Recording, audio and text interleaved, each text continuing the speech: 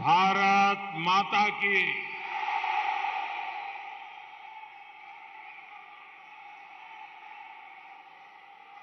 भारत माता की। भारत माता की। बजरंग बली की। बजरंग बली की। बजरंग बली की।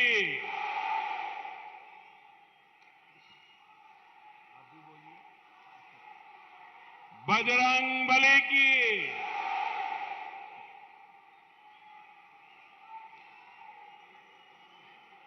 दक्षिण काशी ನಂಜನಗೂಡಿನ ಜನತೆಗೆ ನನ್ನ ನಮಸ್ಕಾರಗಳು.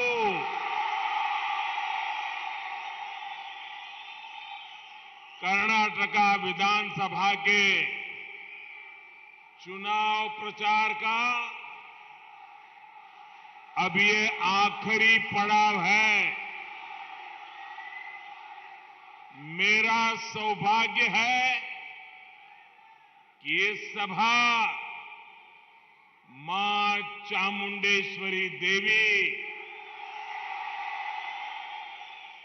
श्री ननजुंडेश्वरा जी ऐसी दिव्य के सानिध्य में हो रही है. मलई महादेव जी को मेरा नमस्कार. मैं श्री आदि चुनचुनगिरी महासंस्थान और श्री सुत्तूरू मठ, श्री देवनूरू गुरु मल्लेश्वरा दासोहा मठ को भी श्रद्धापूर्वक नमन करता हूं. मैं मां कपिला को भी आज प्रणाम करता हूं.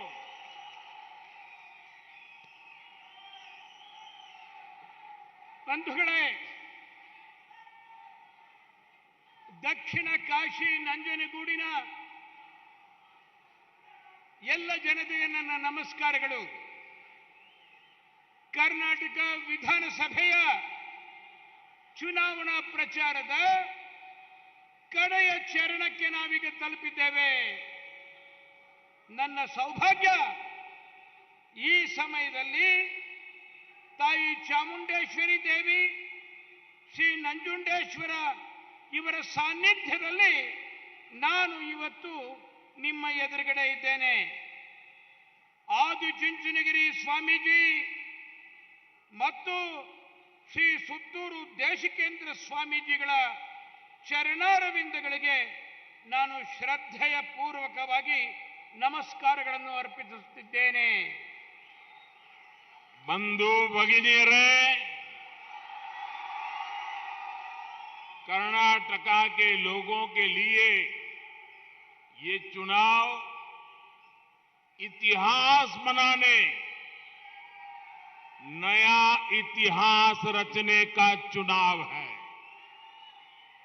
ये चुनाव कर्नाटक को पूरे देश का नंबर 1 राज्य बनाने का लिए है. और मुझे इस बात की खुशी है कि इस महायज्ञ के लिए कर्नाटक के लोगों ने बीजेपी की डबल इंजन सरकार पर ही भरोसा किया है. आज मैसूरू समेत कर्नाटक का कोना कोना एक ही बात कह रहा है, एक ही नारा गूंज रहा है, एक ही संकल्प सुनाई दे रहा है. ई बारिया निर्धारा, ई बारिया निर्धारा, ಈ ಬಾರಿಯ ನಿರ್ಧಾರ, ಈ ಬಾರಿಯ ನಿರ್ಧಾರ ಬಹುಮತದ ಬಿಜೆಪಿ ಸರ್ಕಾರ.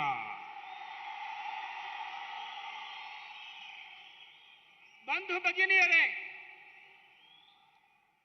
ಕರ್ನಾಟಕದ ಈ ಚುನಾವಣೆ ಒಂದು ಐತಿಹಾಸಿಕವಾದಂಥ ಚುನಾವಣೆಯಾಗಿ ಪರಿವರ್ತಿತವಾಗ್ತಾ ಇದೆ. ಕರ್ನಾಟಕದ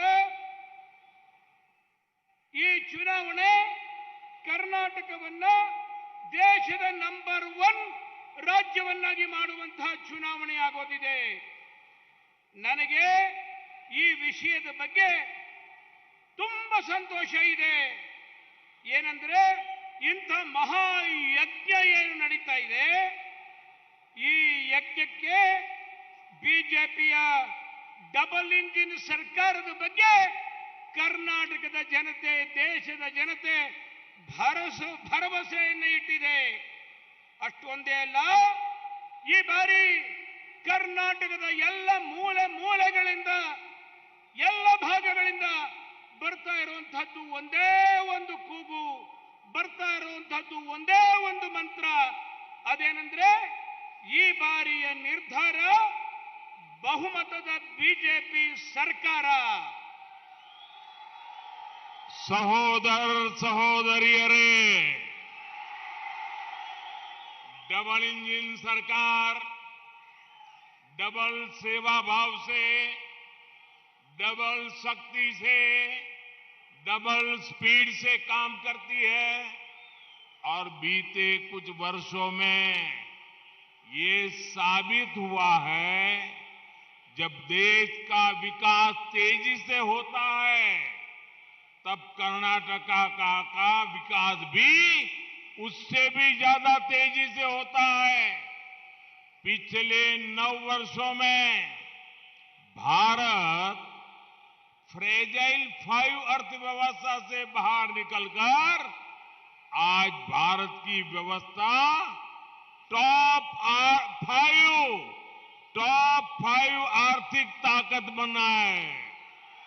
इस दौरान हर साल भारत ने विदेशी इन्वेस्टमेंट के नए रिकॉर्ड बनाए, एक्सपोर्ट के नए रिकॉर्ड बनाए, लेकिन जब तक कर्नाटका में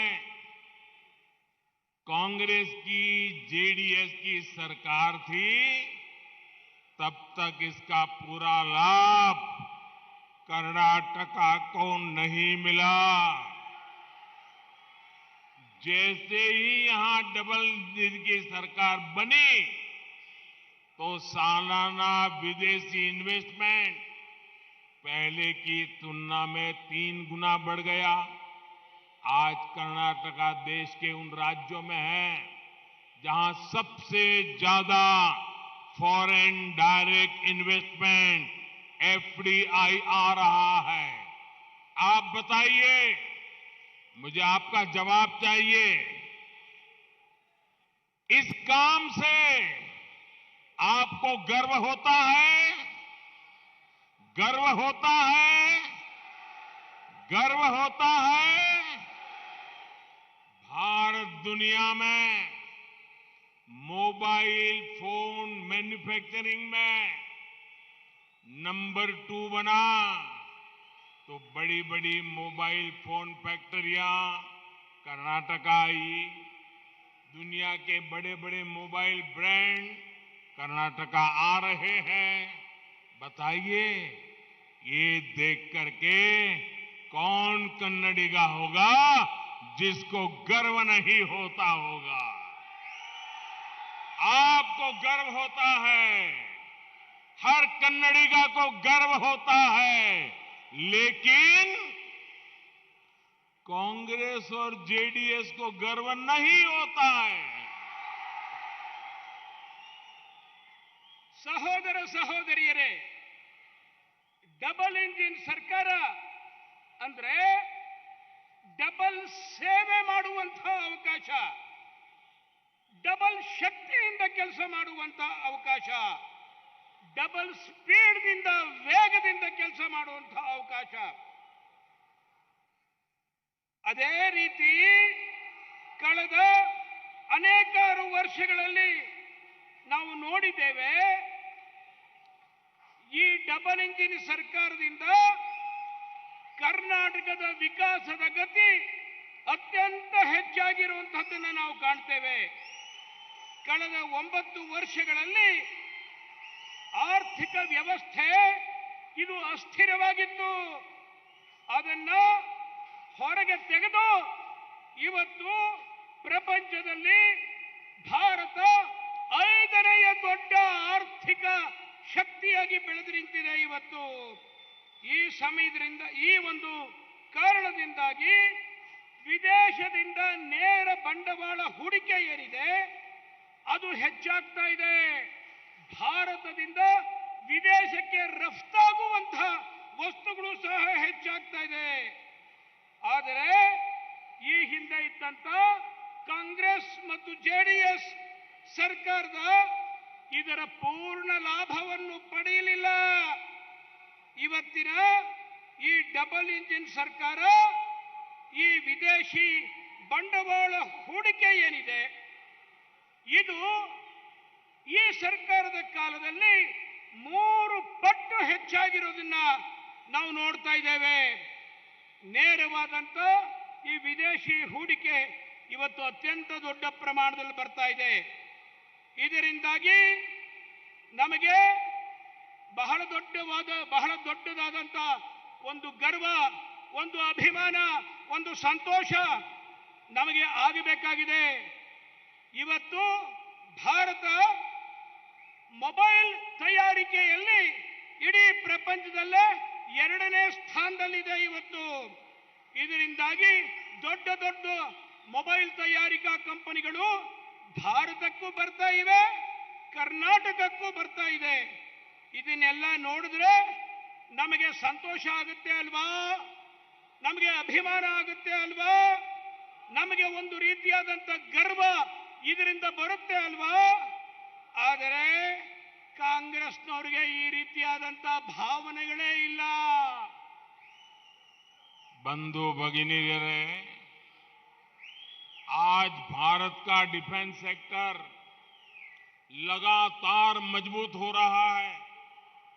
जब भारत में डिफेंस सेक्टर मजबूत होना शुरू होता है तो कर्नाटका में एशिया की सबसे बड़ी हेलीकॉप्टर बनाने की फैक्ट्री लगी. जब भारत दुनिया में स्टार्टअप का तीसरा बड़ा इकोसिस्टम बना तो कर्नाटका स्टार्टअप की कैपिटल बना. कुछ 100 स्टार्टअप से लगभग 1 लाख स्टार्टअप का इकोसिस्टम बनाने में कर्नाटका की बहुत बड़ी भूमिका है. भारत में रेलवे का काम कई गुना तेज हुआ तो कर्नाटका में भी रेलवे के विकास के लिए खर्च कई गुना बढ़ा गया. 2014 से पहले के 10 साल में कर्नाटका में औसतन प्रतिवर्ष सिर्फ 7 किलोमीटर रेल लाइन का इलेक्ट्रिफिकेशन हुआ था, जबकि बीजेपी सरकार में, डबल इंजन की सरकार में पिछले 9 साल में हर साल करीब 1600 किलोमीटर रेल लाइन का इलेक्ट्रिफिकेशन हुआ है. भारत में हाईवे का बजट और स्पीड बढ़ा है तो इसका लाभ कर्नाटका को मिला है. आज बेंगलुरु मैसूरू एक्सप्रेसवे की प्रशंसा हर तरफ हो रही है. जब ऐसा इंफ्रास्ट्रक्चर बनता है तभी तो इंडस्ट्री लगती है, इन्वेस्टमेंट आता है, रोजगार बनते हैं. इसलिए ಈ ಬಾರಿಯ ನಿರ್ಧಾರ ಬಹುಮತದ ಬಿಜೆಪಿ ಸರ್ಕಾರ.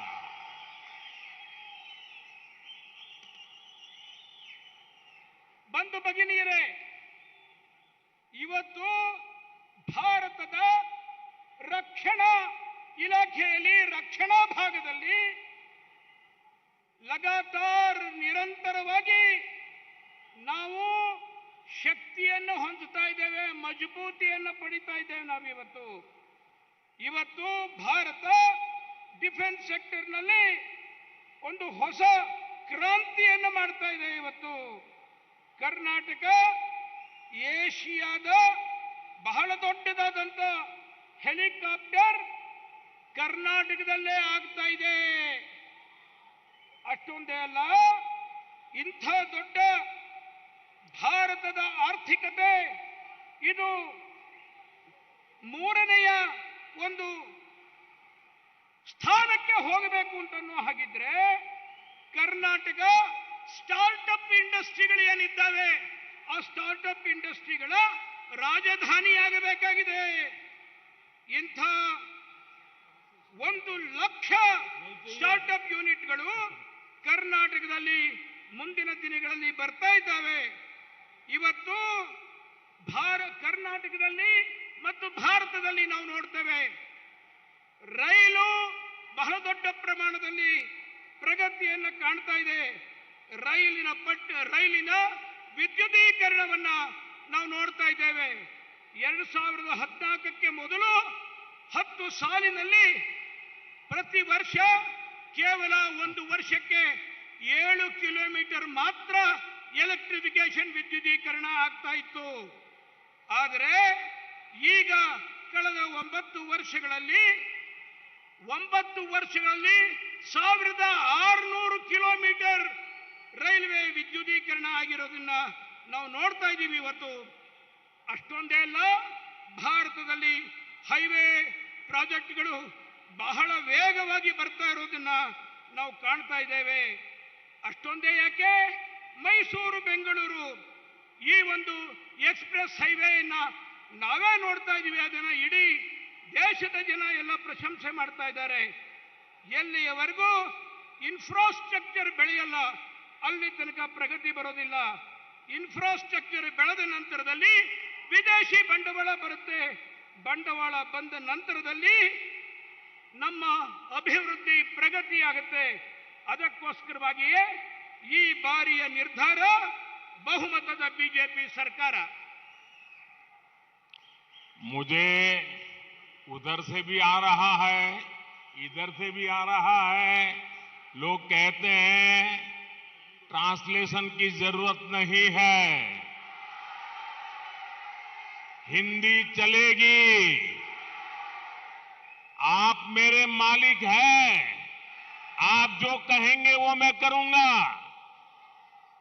तो मैं हिंदी में बोलूं, चलेगा? देखिए, ये कन्नडिगा का प्यार, ये हमारे यहां भाषा हमारे लिए रुकावट नहीं बन रही है। ये प्यार मैं कभी भूलूंगा नहीं भाइयों। मैं भी गुजराती भाषा जानता हूं, मैं हिंदी भाषी नहीं हूं। मेरी हिंदी में भी गलतियां होती है, उसके बाद भी आप इतना प्यार करते हैं, मैं आपको प्रणाम करता हूं।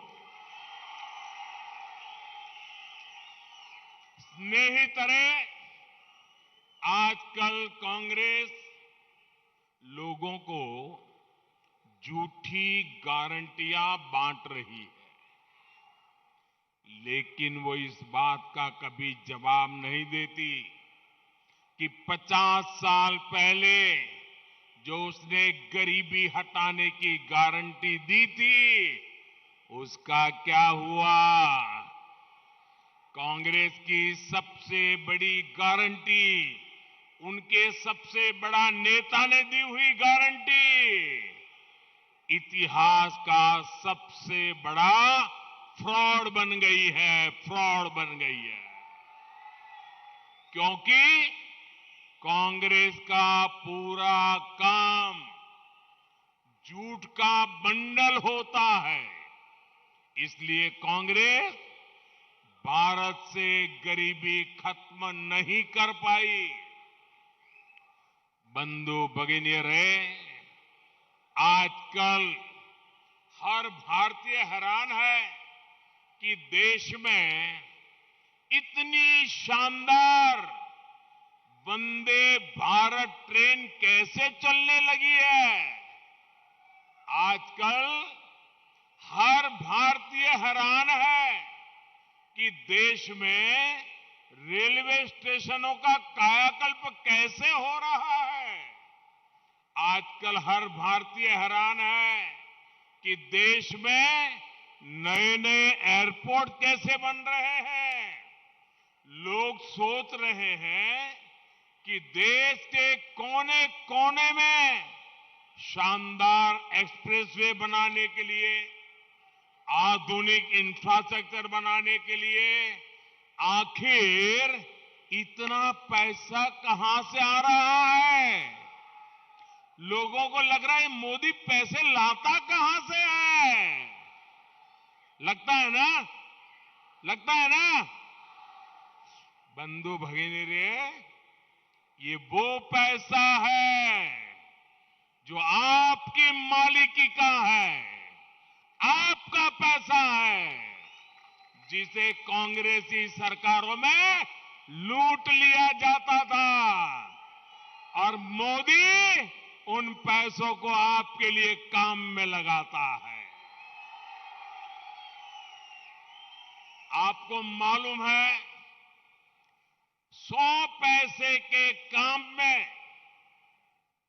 100 पैसे के काम में 100 पैसे के काम में कांग्रेस सरकारों के समय 85 पैसा 85 पैसा कांग्रेस के नेताओं के जेब में जाता था। सिर्फ 15% कांग्रेसी बजट से ना देश का विकास हो सकता है और ना ही कर्नाटका का। आपको लगता होगा ये मोदी 85% कहां से लाया। ये मेरा नहीं है, ये मोदी नहीं कह रहा है। कांग्रेस के एक प्रधानमंत्री श्रीमान राजीव गांधी, वो खुद पब्लिक मीटिंग में बोलते थे कि वो दिल्ली से 1 रुपया भेजते हैं तो गरीब के पास 15 पैसा पहुंचता है, 85 पैसा चोरी हो जाता है। ये कांग्रेस के प्रधानमंत्री जब सरकार में थे और पंचायत से पार्लियामेंट तक कांग्रेस की सरकार थी, तब 85% कमीशन ये कांग्रेस के प्रधानमंत्री खुद स्वीकार करते थे। सहोदर सहोदरियों रे, मैसूरू रेशमे, मैसूरू मल्लिगे जैस्मिन और नंजनगुडु बालेहन्नु, ये तो विश्व प्रसिद्ध है। कांग्रेस जेडीएस की सरकारों में यहां सिंचाई परियोजनाओं पूरी होना संभव ही नहीं था। 85% कमीशन देने के बाद पैसा बचता है क्या? येदियुरप्पा जी और बोम्मई जी की सरकार यहां अनेक सिंचाई परियोजनाएं लाई है। अब इन सिंचाई परियोजनाओं पर तेजी से काम हो रहा है। रेशमे किसानों की भी बीजेपी सरकार ने हजारों रुपए की मदद की है। स्नेहितरे, आज आपके बीच मैं एक और महत्वपूर्ण मुद्दा उठाना चाहता हूं। जो भी भारत की पुरातन संस्कृति से जुड़ा है, जो हमारे सामर्थ्य से जुड़ा, उससे कांग्रेस नफरत करती रहती है। योग और आयुर्वेद सदियों से भारत की ताकत रहा है। मैसूरू तो इसके लिए बहुत मशहूर है। लेकिन जब कांग्रेस सत्ता में थी, तब हम योग से भी अपना दावा खोने लगे थे। विदेशी लोग थोड़ा बहुत यहां वहां करके योग को भी अपना बताने लगे थे, लेकिन कांग्रेस उसके मुंह पे ताला लग गया था। आपने अपने एक वोट से, आप मुझे बताइए भाइयों, आज पूरी दुनिया में योग की चर्चा है कि नहीं है? जरा जोर से बोलिए, हाथ ऊपर करके बोलिए। पूरी दुनिया में योग की चर्चा है। आज पूरी दुनिया योग करती है।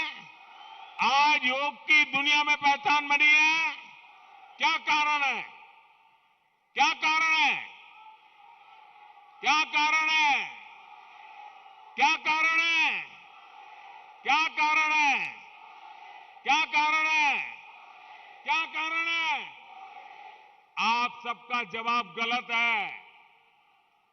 ये मोदी के कारण नहीं है, ये आपके एक वोट के कारण है। ये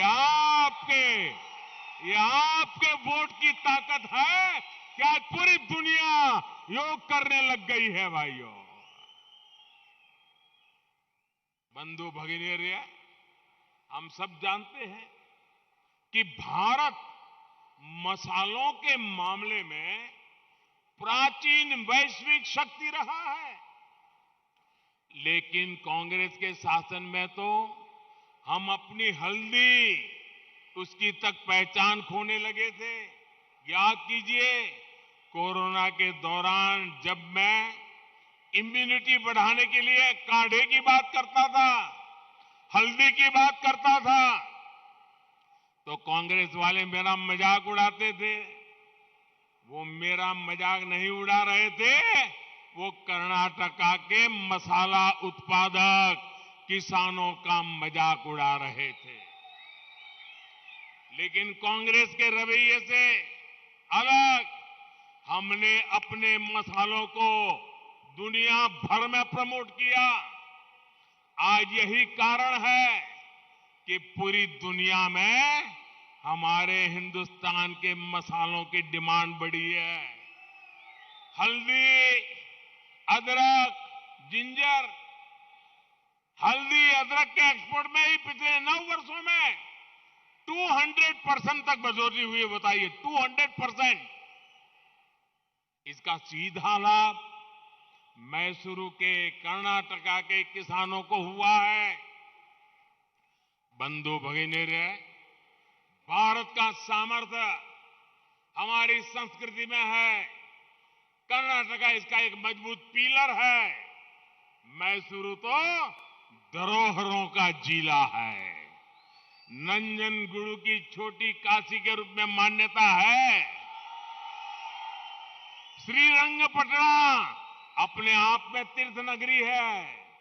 कर्नाटका का ऐसा कोई कोना नहीं जहां हमारी समृद्ध विरासत के दर्शन ना होते हो। लेकिन कांग्रेस की और इनके सहयोगी जेडीएस की सरकारों ने इस विरासत का कदम कदम पर अपमान किया। और अब तो बजरंगबली पर भी ताला लगाना है।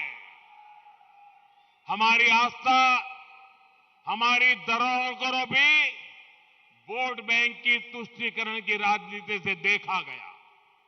अयोध्या में भगवान राम के मंदिर के साथ इन्होंने क्या क्या नहीं किया। काशी विश्वनाथ हो, केदारनाथ हो, उज्जैन महाकाल महालोक हो, ऐसे तीर्थों को जब हम संवारते हैं तो कांग्रेस को पसंद नहीं आता। बंधु भगिनी, अभी कुछ दिन पहले ही मैं बंडीपुर टाइगर रिजर्व आया था। मैं देश की उपलब्धि को आप लोगों के साथ सेलिब्रेट करने आया था। कर्नाटका के सामर्थ्य को दुनिया को दिखाने के लिए आया था। लेकिन कांग्रेस वालों ने इसको लेकर भी मजाक उड़ाया। कांग्रेस के लोग पूरे लिंगायत समाज को अपशब्द कहते हैं, ओबीसी समाज को अपशब्द कहते हैं। इनको हर बात में वोट बैंक की राजनीति ही दिखती है। बजरंगबली को लेकर भी कांग्रेस ने जो किया उसके पीछे तुष्टीकरण की ही